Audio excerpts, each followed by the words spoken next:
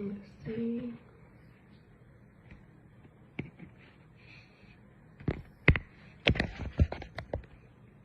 Okay. We are interviewing with Miss Alex from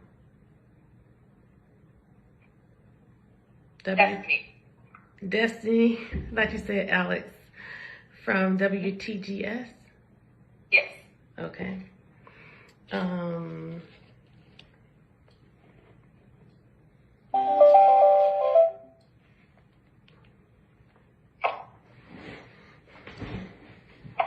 you ready? So I can start my recording? Yes, ma'am. Okay, perfect. So much noise. Okay. All right. Perfect. Recording in progress. Throughout the year. Okay, so you had a lot in that question there, and I was actually multitasking here as well, just responding to a call. So the first thing is you acknowledge that crime is up. I want you and our listening public to know that crime just not begin going up. Crime was up when we took office in March of 2020.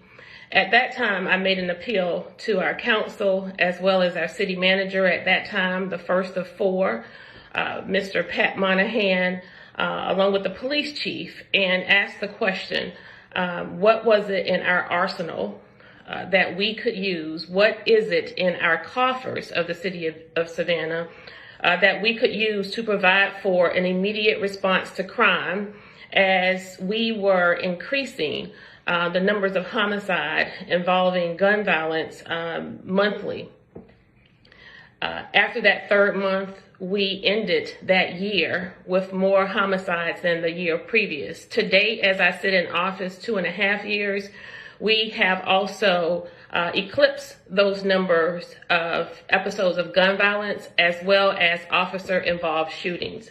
And so you see what we have are a totality of issues related to crime in our community. To respond to your question with regard to the mayor's acknowledgement of a curfew, I want to say that this is yet another unilateral decision that he has made outside of this council, the elected body of the citizens of Savannah.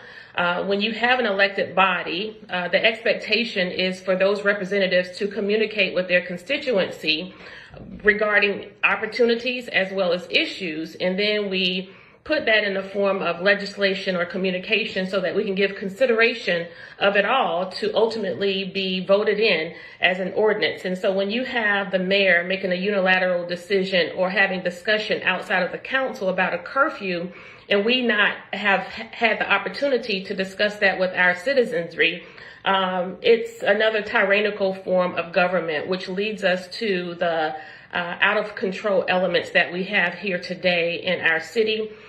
Crime is not COVID. We cannot isolate our way out of crime. The fact of the matter is we only have a small percentage of our total population who are committing crime. Criminals are not specialists. They are recidivists. And so unless and until we can deal with that particular issue in its totality, where our judicial system is concerned in tandem with our police department, that will never be a satisfactory piece. But ultimately, what you should know is that crime is an economic issue. You see, most of the individuals who are committing crime, as well as those who are succumbing to gun violence in our community, are of the same economic status. A great majority of them are coming from impoverished, vulnerable, and really hopeless and helpless situations. And so we are now tasked with responding to a right now immediate need from a reactionary approach.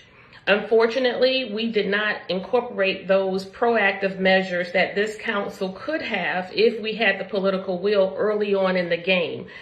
Every year that we are misstepping where crime is concerned, every year where we are misstepping as crime is concerned, we are contributing to the criminal element that runs so rampant in our community. And so unless and until we are able to focus on those structural pieces that make up our community and her citizens, we will never solve the issue. Another issue that we have where crime is concerned is the fact that we have an understaffed police department. We are a city that's very liberal in our offering of alcohol, and that we allow individuals to drink from open cups on the street. That contributes to this element of crime that we see in our community. But more importantly, what that does, because we are operating at a deficit where our police department is concerned, we are down over 100 police officers. And that does not include the bleed that we have experienced just this very month. When we are already at a deficit of police officers and we have a minimum number of them responding to a scene as horrific as what was demonstrated in City Market, you have police officers who are putting themselves in a vulnerable situation as they have crowds screaming at them, yelling at them, and throwing things at them, and they're already at a disadvantage. But this is happening from individuals who are essentially inebriated. So we, in a lot of regard, have put the cart before the horse. For this council to remotely give consideration to expanding the open cup opportunity to other areas in our city is asinine, not giving respect to the fact that we do not have the manpower to satisfy what that means. In addition, because of the open cup, because of the opportunity for individuals to go inside of an establishment, and we all enjoy that opportunity here in Savannah, but we have to look at where we are now. We are no longer the safe Savannah that we used to be. And so when an individual can go inside of an establishment, purchase an alcohol drink, what accountability do we have that that individual is not giving that drink to a person who is underage? So you see, there are a myriad of issues where crime is concerned. But I will tell you, as your Alderwoman at Large for Post 1 of the City of Savannah, chief among all of our problems start with leadership within the police department. Right now, we have a police chief who's essentially considered a short timer. He's no longer under contract. Since August of last year, his contract ended. We as a council have been prohibited by the mayor, the city attorney, and our city manager to meet collectively as a council to discuss what is so obvious, what has been presented to us openly by many police officers. It's no secret to you all as well that we have a department that is low in morale, that contributes to the low performance, and quite possibly has contributed to the uptick in the number of officer-involved shootings. Let's not forget about the officer-involved shootings. We do not want what occurred in City Market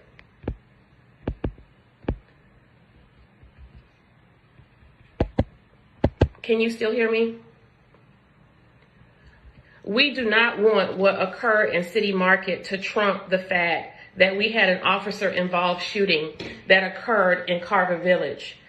You know, and as much as we expect for police officers to protect and serve our citizens of Savannah, it is the responsibility of leaders to protect and serve those who are in uniform.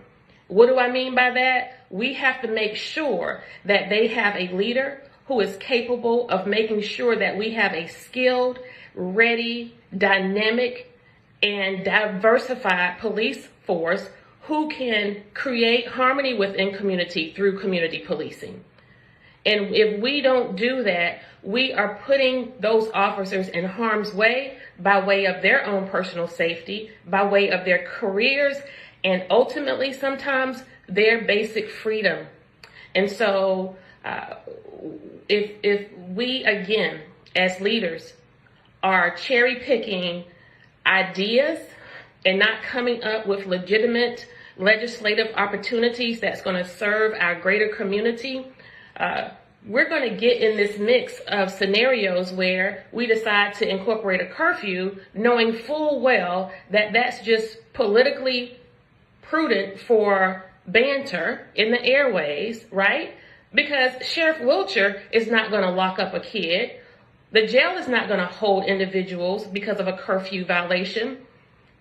And the judges are going to dismiss those cases as they come before them in court, if they even come before them. So let's stop with the knee-jerk reactions. Let's stop playing games with the media. And I want to say to you and your colleagues and your affiliates, not so much you, because you as a reporter, as a journalist, you have a job to do. You all are guided and led by the executives of your stations, who are essentially owned by the establishment. And because early on, the executives of all of our stations, including our newspaper, did not hold this council accountable for the uptick in crime that happened 2 years ago, we have what we have today. If you all had not, and I'm sorry when I say you, it's not you, ma'am.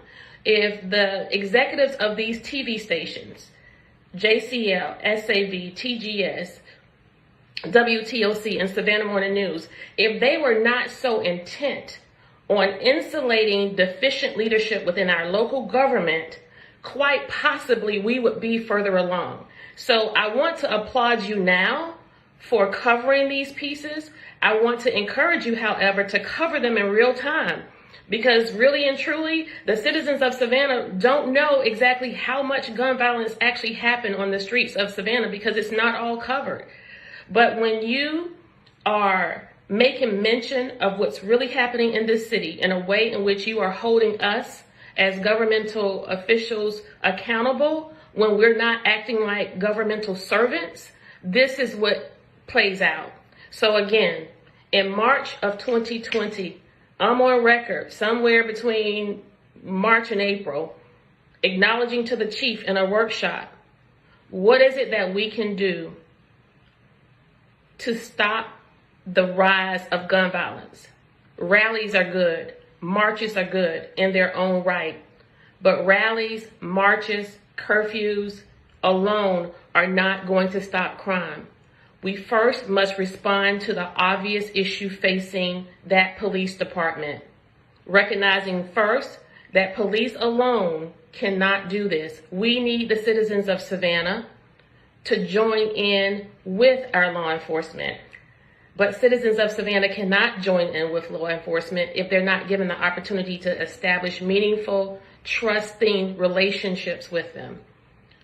But when we are able to do that, we as a council can come together with the city manager and have a tough discussion about retention, recruitment, morale, officer-involved shootings. What are we doing? It's not rocket science. It's not that difficult. And in as much as it appears that our council has interpersonal issues, for the most part, I truly believe that if leadership is able to foster and harness the good in every council member, bring us together, we all have something that we can contribute to this topic.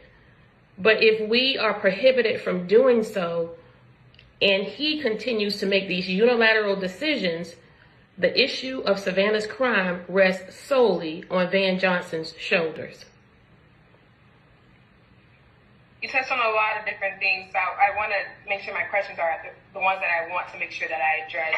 Or do you think that tourism, I'm going to call it tourism shootings as far as downtown shootings, City Market, Broad Street, all of what's considered Savannah's tourism hub, versus residential shootings or shootings that happen in the community. Do you think that they intertwine, or do you think that they are set different? And as a council, do you think that they are approached differently? Because, earlier now, things are now looking to be in place to help combat those tourism shootings.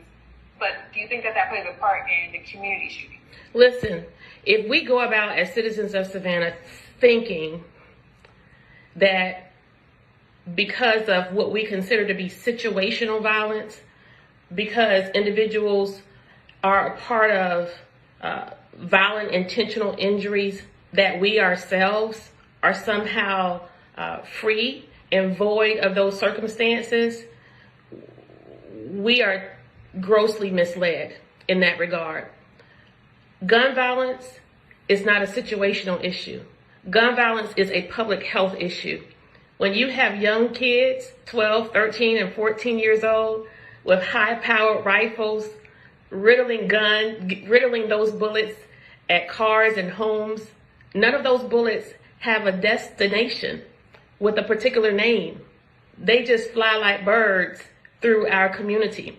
So it's our problem. Whether it's happening in City Market, Fraser Homes, Yamacraw, even Ardsley Park, the South Side, Habersham Woods, Jackson Woods, crime anywhere is a matter of crime everywhere. And I am concerned about it. We have a history of only being concerned about those who tour here and visit here. It is my goal to make Savannah better for those who live here, who were born here, and who pay taxes here.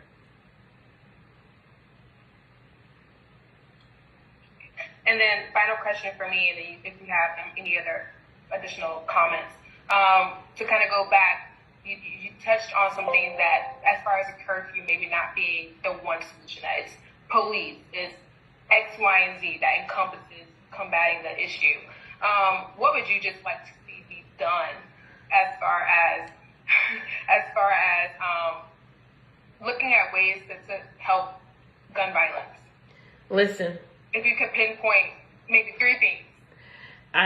As quiet as it's kept, I have a great appreciation for staying in my lane. And so with that said, my lane as a leader of this local government is to make sure that we have the right person in the right seat doing the right things.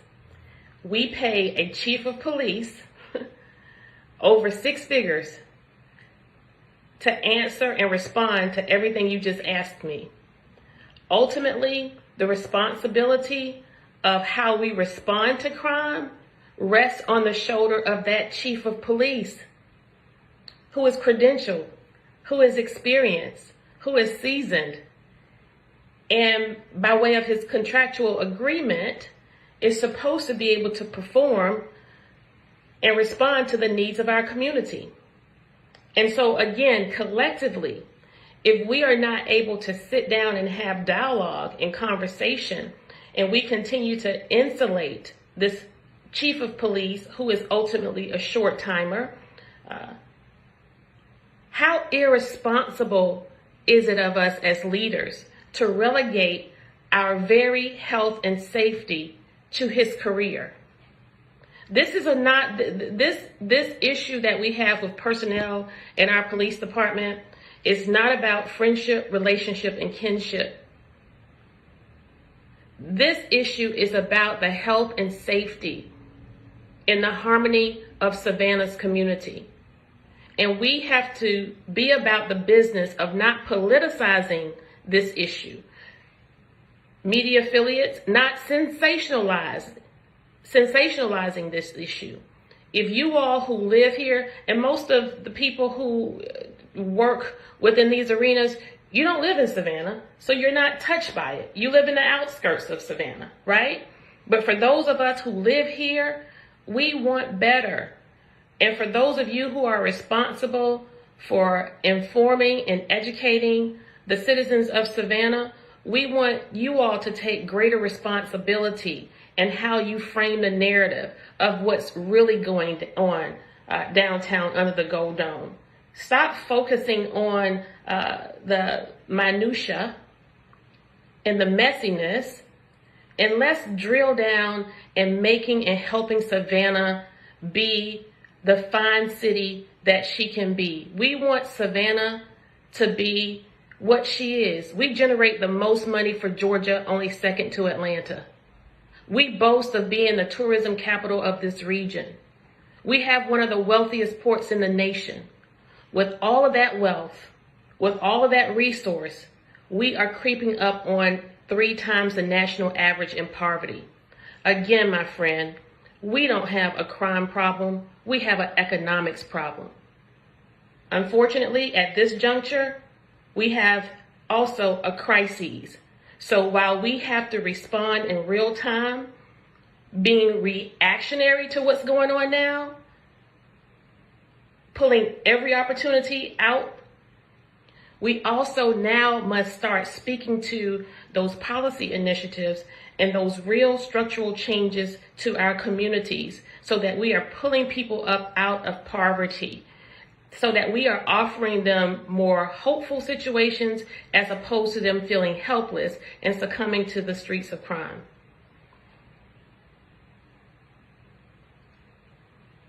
All right, that does it for me. Do you have any other final thoughts or comments you want to make sure that you add in?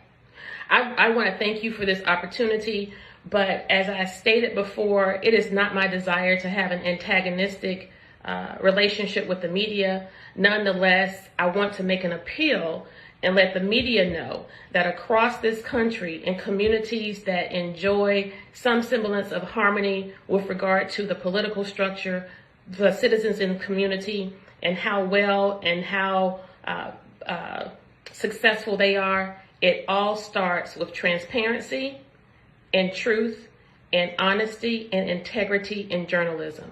Thank you.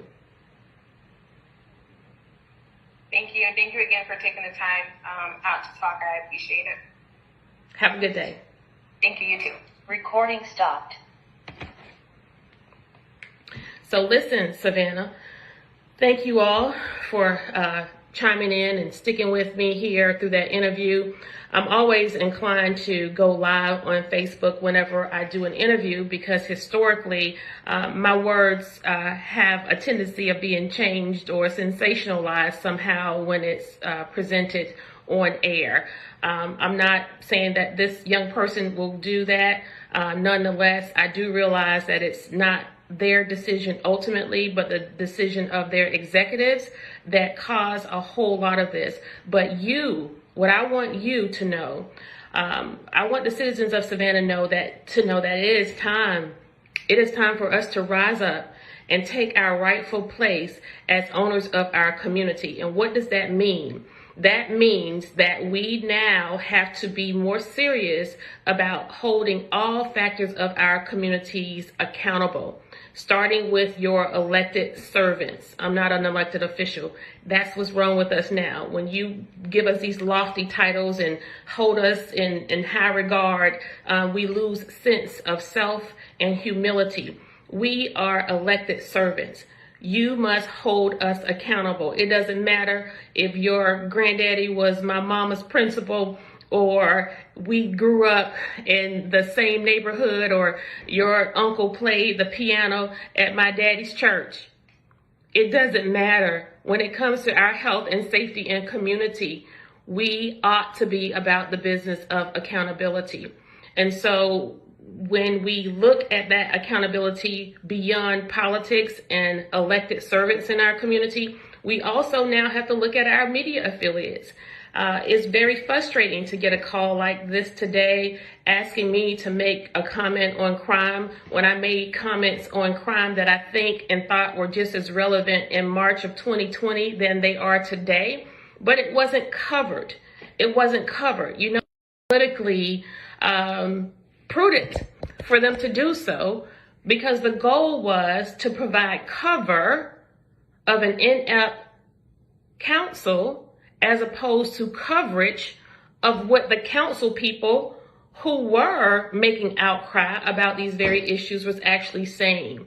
And so how do we hold them accountable, you say, Kesha? How do we do that? Well, you do it by writing the advertisers that you see on these stations. You do it by writing the executives, send emails to the reporters, and you tell them every time you see that they are going south or their messages are going off, and you all are smart enough. You know, the beauty of where I am today and why I serve the way I serve with passion, and I don't have regard to harsh judgment, ridicule, and attacks. You know, I can go forth and when you all see me, you act as if you've seen a ghost because I'm smiling and unscathed, unbothered, unbossed, right? It's because I know not only whose I am, but for who I'm working for.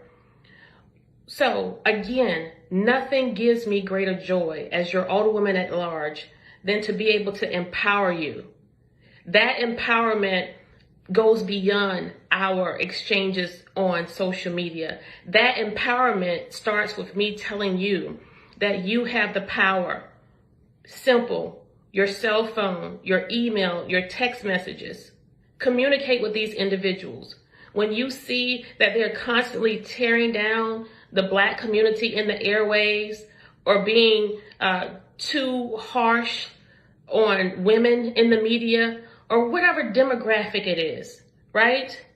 And those are some highlights that I make because, and it's not that I don't care about any other demographic, it's just that I really care about what's happening to the African American male in this community. I would submit to you that if there were any other demographic dying at the rates that African American men and boys are dying on the streets of Savannah, that there would be a greater response that would probably rival a mask mandate, right? Surely if we could have a mask mandate, we could have some fiscal mandates that made a difference to the bottom lines of our communities. All it takes is political will. We cannot do it by ourselves.